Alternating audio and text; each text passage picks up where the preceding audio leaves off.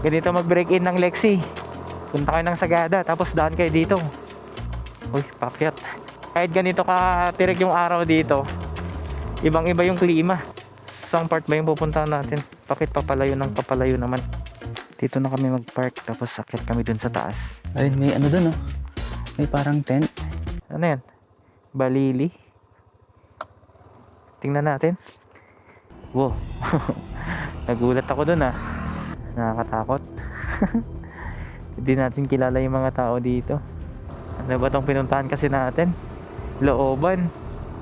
Umaangat yung harapan nitong ano, Lexi.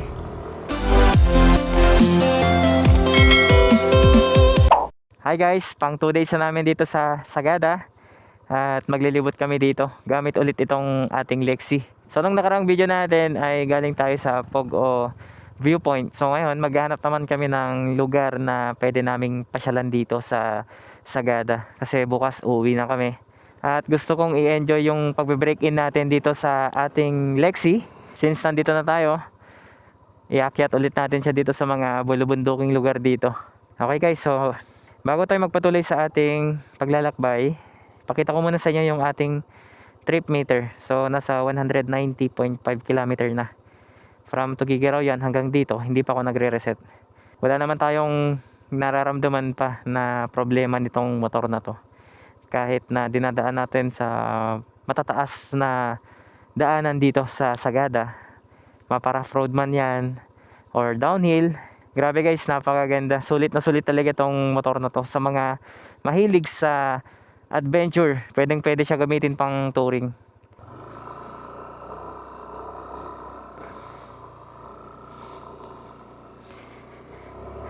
Okay guys, let's go. So bali yung destination natin ngayon, meron kaming nakitang parang ano yun yung nakita natin kanina dito sa Gaya, dito sa may Gaya Cave ba? Rice Terraces? Saang part yun?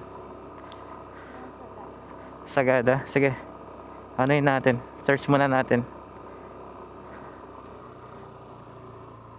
Uy, pakyat. Sagada.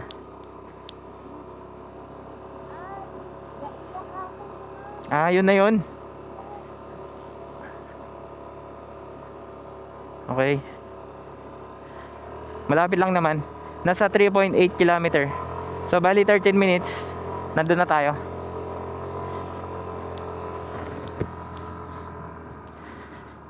Isa sa nagustuhan natin dito sa Lexi, yung kanyang makina. Kapag ganitong akyatan, napakatahimik. Tsaka kapag cold start, pinong-pino yung andar. Kapag ganitong likuan din, sobrang gaan ng ano niya, handling niya. Ayan o. Tapos napaka-responsive pa ng mga brakes niya. Oh, mataas talaga to. Ito, may transient din dito. Veronica's Transient House. Parang mas mura yata dito ah. Pero yun lang yung parkingan sa labas. Kahit ganito ka tirik yung araw dito, ibang iba yung klima. Parang nasa 15 degree tayo, no? Parang nasa ano tayo, 15 degree. Napakalamig. Ayun oh, naka-jacket pa oh. Tapos may malabal. Hindi ka kasi makakalabas ng nakasando lang. May gas station din dito. Pero grabe ang mahal. 106 yung ano nila, premium.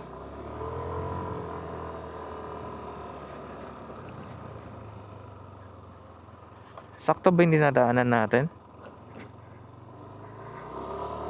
Nawawala kasi yung signal dito. Sayang di ko na kayo na-update kanina nung pumunta kami ng Marlboro Hills. Hindi kasi natin naidala tong ano natin, motor natin. Tsaka wala din akong paglalagyan ng mga gamit. Kaya yung bag ko lang, tsaka bag ng drone lang yung dinala na natin.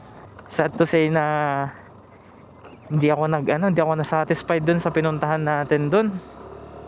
Siguro yung paglabas ng ng araw okay, kasi kapag nandun ka sa taas, makikita mo talaga yung sunrise. Tama ba, mahal? Ha? Feeling ko tama naman siguro kasi wala nang signal eh. Hindi ko kasi ni-start eh. Wala. Ayun oh. Layo ba? Saan part ba yung pupuntahan natin? Bakit papalayo ng papalayo naman? Dito tayo eh. Turn right. Then, make a U-turn. U-turn daw tayo. Minali tayo ni Gmap.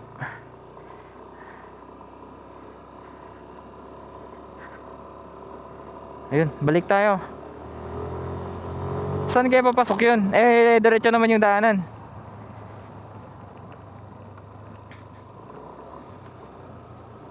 Feel natin yung pagiging NMAX nitong Lexi natin.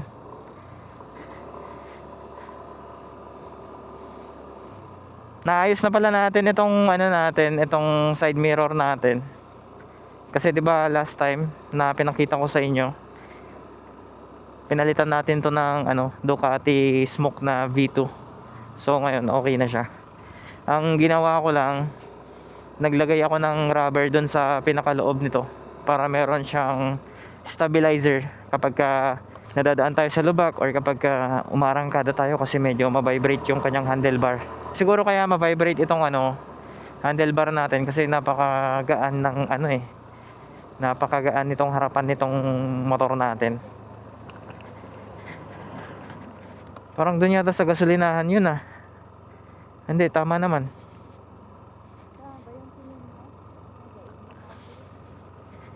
Oh, check na lang natin mamaya kapag Guys, bali ngayong araw ay Friday, April 3, 2026. At baka isa kayo na nagbabakasyon ngayon dito sa Sagada. Kung mapanood nyo tong video natin, share nyo naman yung mga experience nyo dito. Kahit yung mga dating pumunta na din dito sa Sagada, kung ano yung mga naging experience ninyo. Para next video, gawa tayo ng video natin about dun sa mga nagustuhan nating lugar dito. Para yung mga nagbabalak na pumunta dito sa Sagada, alam na nila yung mga pupuntahan nila. Hindi ko pa naman masyadong kabisado itong dinadaanan natin. Dito medyo may signal na dito. Check natin yung... Pero dito tayo kanina eh. Pabalik din tayo. Ibang way pala. O, tignan nyo, muntik tayong nawala. Dito lang tayo sa tayo sa Sagada. Tapos kita nyo itong daanan dito, paikot-ikot. Hindi kaya dun? Baka dun Check natin.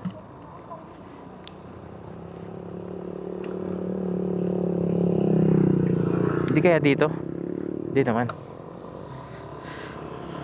Hindi, diretso lang naman eh.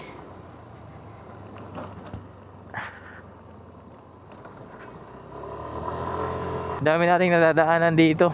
Iba't ibang grupo. Galing sila sa Manila, yung iba sa Nueva Ecija. Wala man lang akong na-meet na taga Cagayan dito.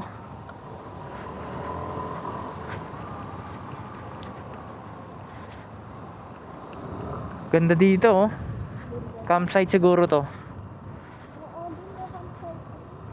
Sa pinakadulo. Oo nga Pero maganda sana mag-campsite kapag tabing ilog para mas enjoy mo. Campsite na may picnic. Wala tayong makitang signage na papunta doon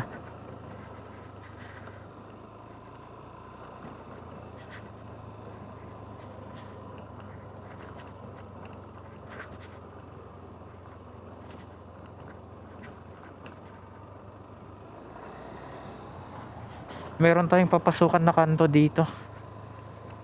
Nasobrahan natin.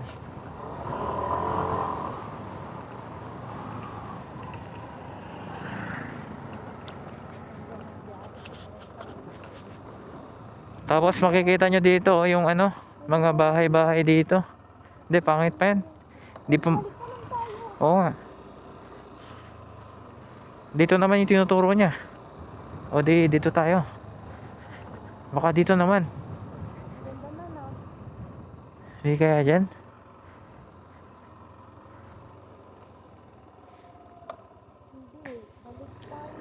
Balik tayo.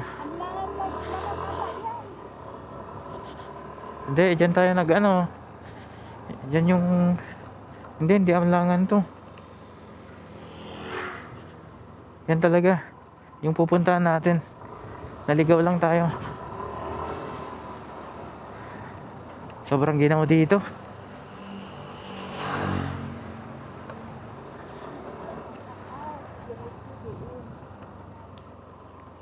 Ano kayang experience kung si Click ang dinala natin dito, no? Hindi kaya dyan yun?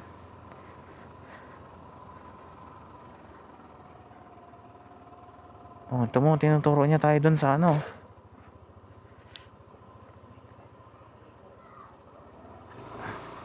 Bakit parang iba? Parang pabalik naman tayo sa lodge. Ah, hindi. I-reroute natin ulit. Ayun, oh, tama naman. Head toward Dante, Sagada Road, South Road. Baba daw tayo.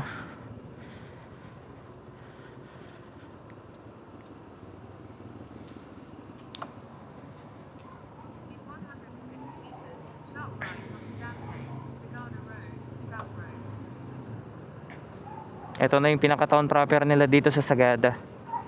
Oh, meron din kainan dito, o lechon inasal, oh. Kapag ka pupunta kayo dito, guys, ano, meron kayong pocket money. Kasi mahirap mahirap mag-withdraw ng pera.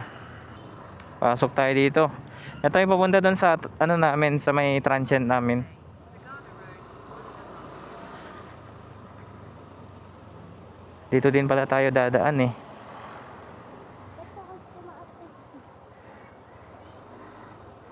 Di ba galing tayo bumili ng ano kanina? Ng anong tawag doon sa binili mo? Yogurt. Grabe yung stopping power na tong motor na to. Sana hindi to magbago kahit ilang taon natin magamit, no? Tapos kapag kapababa na ganito, pwede nyong ilagay yung paa nyo dito. Yan, oh. Para pipigilan niya kayo na bababa dito sa upuan. Kasi kapag nandito yung paa nyo, tapos magbe-brake kayo, magpaparap kayo dito, malalaglag yung pait nyo sa upuan.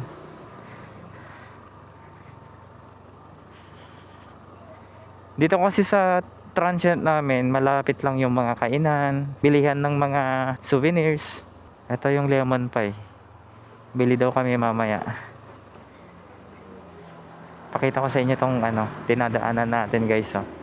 Yung mga bahay dito. Kapag nandito ka na kasi sa area na to, halos lahat ng nakikita nyo dito, mga transient na. Ayan, oh, lodge. Ang dami. May indigenous. Ano yan? Hindi naman lodge yan, eh. Nakakaantok pala yung pagpunta namin dun sa may ano, Marlboro Hills. Kahapon sobrang excited namin pumunta doon. Siyempre yung expectation namin na makikita namin yung sea of clouds, na open yung oras, ganyan. Pero parang na-disappoint lang ako dun sa ano, shuttle kanina.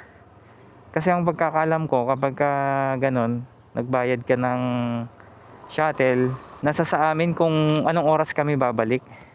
Kapag pupunta ka kasi dun sa may Marlboro Hills, maglalakad ka ng almost 1 oras bago ka makarating doon sa ano, sa pinaka viewpoint niya.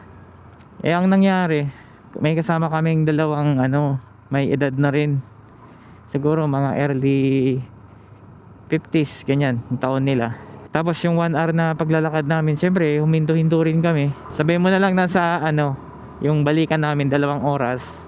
Tapos nag-stay kami ng 1 oras. Tapos gusto nung ano, driver na babalik na daw din kami kaagad. Ah, oo nga, baka ito yung pinupuntahan nila. Yung nakikita natin dun sa ano, sa transient doon, no, sa likod natin. Baka yan yun. 'Di ba dapat ano, hawak namin yung oras namin dun.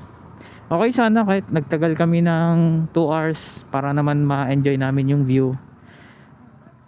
Pero nung sinabi ng tour guide namin na babalik na kami kasi meron na daw yung ano, driver. So nagmadali kami kanina.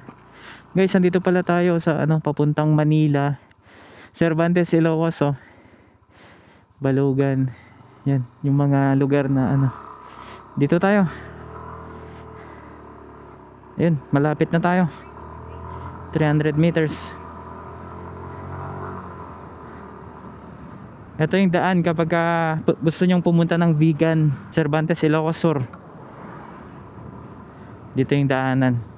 Kapag kataga dito ka, mabilis lang maubos yung brake pad mo dito. Oh, dito na. Dito na yun. Wow. Sige, tara silipin natin. Hindi man gaano kalaki parang kay Banawe pero pa rin. Check natin. Ganda ng drone. Oh, dito ah. Yun no. Ganda ng view dito. Pero ang tanong, saan tayo mag-i-stay? Oo nga, solid.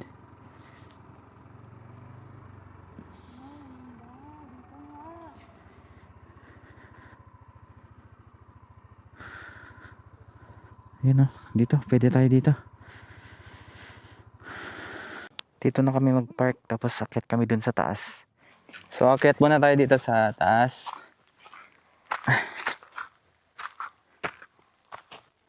Okay ka lang?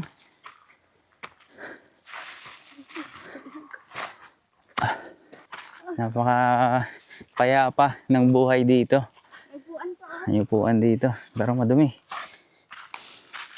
Eh, madulas pala tong ano. Ito.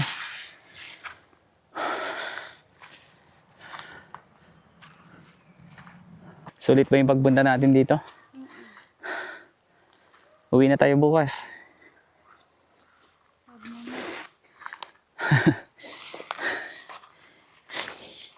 Ayun, may ano dun oh. May parang tent. Check natin. Ha? Tara, wala palang ano dito. Kaya mag-drone dito. Oh, sa taas mo dyan. Oh. Diyan, try ko. Tapos ang pakigitan mo. Try ko dyan sana. Sa baba. Oo. Madulas itong ano na to. Itong damo na to. Anong sabi ng tour guide kanina? Kapag ito daw, nabilad sa araw, kusang apoy. Meron silang niluluto doon, no? Sa pinakataas, pero parang ano ba to? Private ba to? O baka libre. Libre. Puro pababa na dito.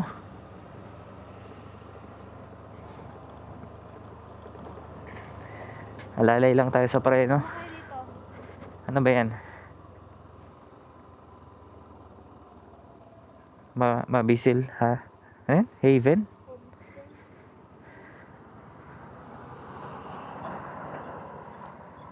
Iba't ibang... Terraces doon.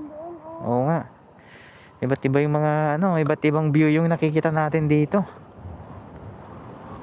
lang kasi hindi Hala, grabe. Sobrang smooth niya kapag pababa, no? Ganda ng play ng shock niya dito sa ano, harapan tsaka likod. Baka makarating tayo ng Ilocos nito. Di mo lang natanong kanina kung ano, pwede magluto dun sa transient. Hindi nga pwede. Di ba tinanong mo na? Oo pala, hindi pala pwede. Bili na lang sana tayo ng ano, sardinas mamayang gabi.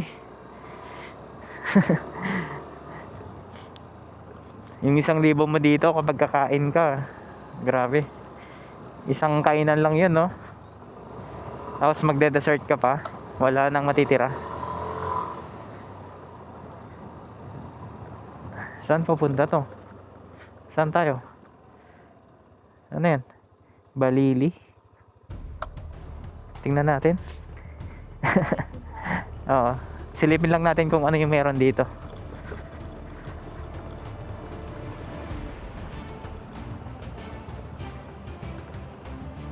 Baka dead end na yung dulo nito, ha. Pasukan na lang natin. Baka may magandang view tayong makikita eh. Grabe ang taas nito oh. Kaya ng ano natin mamaya to, ng Lexi natin oh. Maganda rin pala dito. Yan oh. Lupit. Ang taas ng mga bundok. Kawawa kasi magtataas mamaya. Oo nga eh. Mukhang kaya naman siguro ni Lexi yan kasi nung umakyat tayo dun sa ano. Ha? Bakit may pintuan? Wala naman tayong kakilala dito eh. Mabibitin ka. Ah.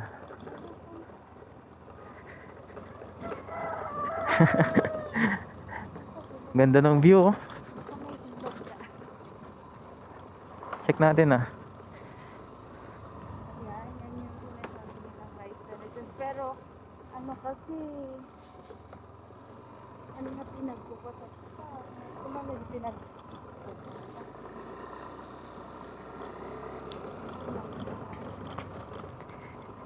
Open naman, di pasok tayo. Wala, dead end na yata dyan oh.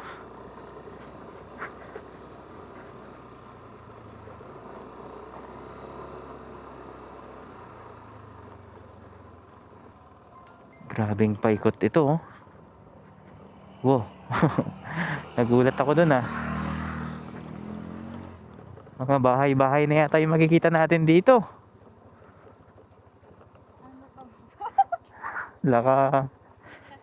Nakakatakot. Hindi natin kilala yung mga tao dito. Ayun oh, hanggang dun may daanan. Balik na tayo. Natatakot ako. Ano to? Balik na tayo.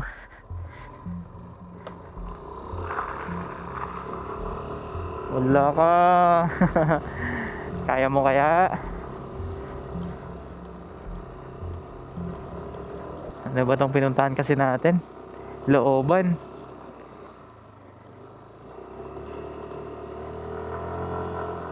Kaya.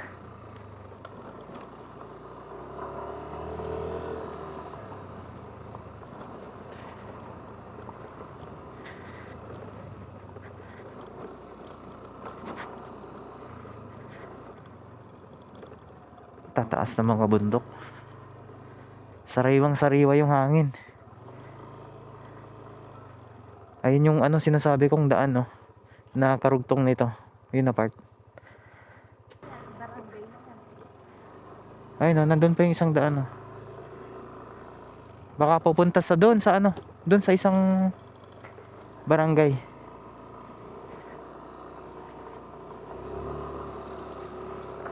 Kapit kamay, tayong dalawa. Umaangat yung harapan nitong ano, Lexi. Masyadong mabigat dito sa likod. Ganito mag-break in ng Lexi. Punta kayo ng Sagada, tapos daan kayo dito. Kaya naman. Yan oh, half throttle pa lang yan.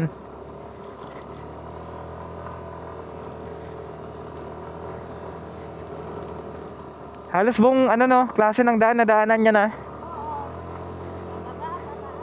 Maputik. Maputik pa. Kayang-kaya niya. Ayun oh. Walang kahirap-hirap.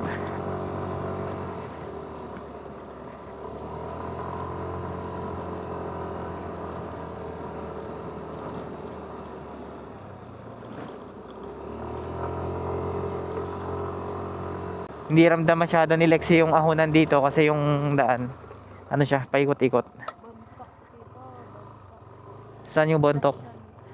Ito yung isang daan na pupunta ng ano, Bontok.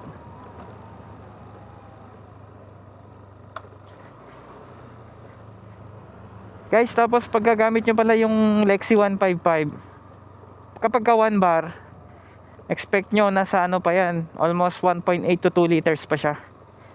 Yun yung napansin ko dito sa ano natin, Lexi natin. Kasi every time na nagpapagas ako ng ano 1 bar, almost nasa ano 2.2 to 2.3 yung maikakarga natin sa tangke natin. Ito, paikot-ikot din to, oh.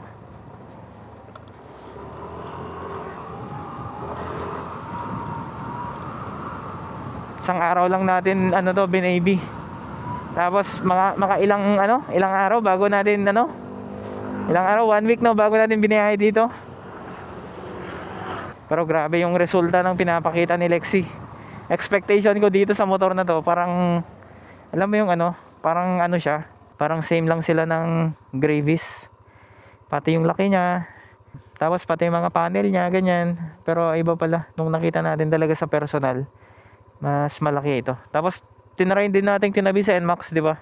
Mas malaki yung ano, Lexi. Pero kung sa likod lang kasi, mas malapad yung pet ni NMAX.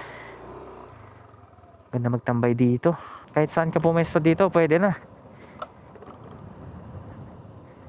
Doon na Bart, okay din doon, no? Pataas. Ayan, free wheel tayo. Tapos engine brake. Oh, di ba? Engine brake. Ay, wala na, nakakapit na yung lining natin.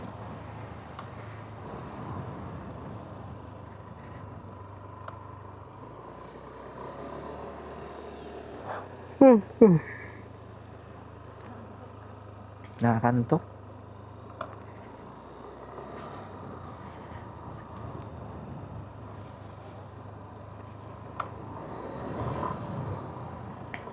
Sana lang magpatuloy itong performance itong motor natin. Sana hindi siya magbago tulad niya. Madami ding ano, umabang dun sa first upgrade natin dito sa ating Lexi. Pero yung pinaka common kasi na ina-upgrade ko kapag bago yung motor, yung side mirror tsaka yung ano, top box bracket.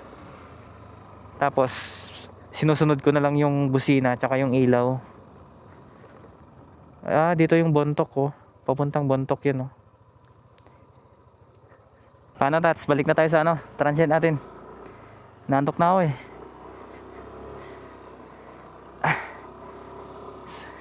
Habang nandito kasi kami, sabi ko sa kanya na ano, sulitin natin i-break in itong Lexi kako sa kanya. Kaya pagka galing namin kanina dun sa Marlboro Hills, kagad na sinabi ko na tara magmotor na lang tayo kako sa kanya.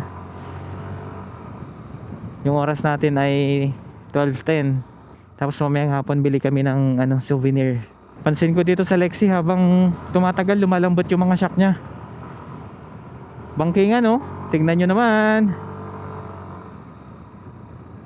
Ito, medyo mataas to. Yung kasabayan nating ano kahapon ADV, Oh. hindi siya makahabol. 'Di ba? Pares pa tayong mabigat. Tapos siya mag-isa niya lang, hindi niya tayo mahabol. Lalong-lalo na kapag kabangkingan, naiiwan na siya.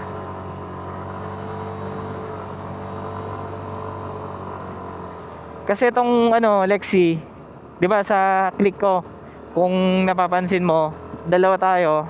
Tapos 'di ba kapag ahunan, parang nahirapan si click. Oo. Pero ito, parang maning-mani lang sa kanya kahit naka half throttle ka, kayang-kaya kanya i-ahon nang hindi na i-stress yung makina.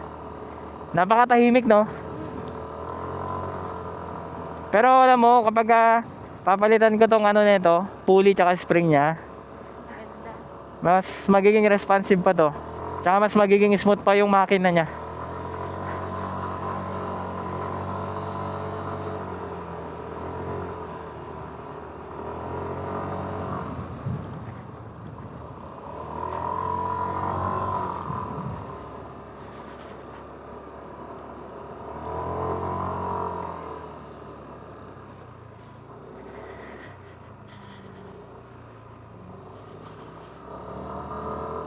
Mukhang malayo na yata tong pinuntahan natin.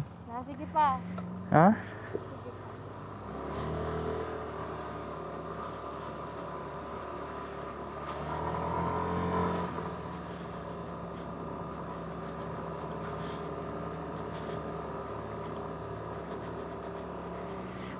bukas uuwi na kami ng Tugigaraw. Mga anong oras tayo uwi bukas? Mga 8, ganun na. Mga 8 no or 9. Kaya pa siguro ng gas natin hanggang sa sa Bontoc no. Tapos Bontoc to Tabok or sa Tabok na tayo magagas. Tabok. Bontok. Pero pag tabok, may reserve naman. Oh, meron naman tayong Hintayin ko na lang na mag-blink to. Tapos try kong ilagay lahat yung ating nasa container kasi hindi ko pa siya nagagamit eh. So guys, dito ko natatapusin yung ating video. At sana nag-enjoy kayo sa panonood ulit dito sa ating motor. At pati na rin dun sa mga dinaanan nating lugar. So kapag napanood mo tong video na to at nanggaling ka ngayong araw, paki-comment naman kung ano yung naging experience mo sa Sagada. So inuulit ko, ngayon ay Friday, April 3, 2026. Kung mapapanood mo tong video natin, mag-comment ka kung ano ang experience mo sa Sagada trip mo. At sa mga hindi pa nakasubscribe sa ating YouTube channel, please subscribe and don't forget to hit the notification bell para lagi kang updated sa ating latest videos. Once again guys, this is Boss Phantom Speed. Ride safe and God bless.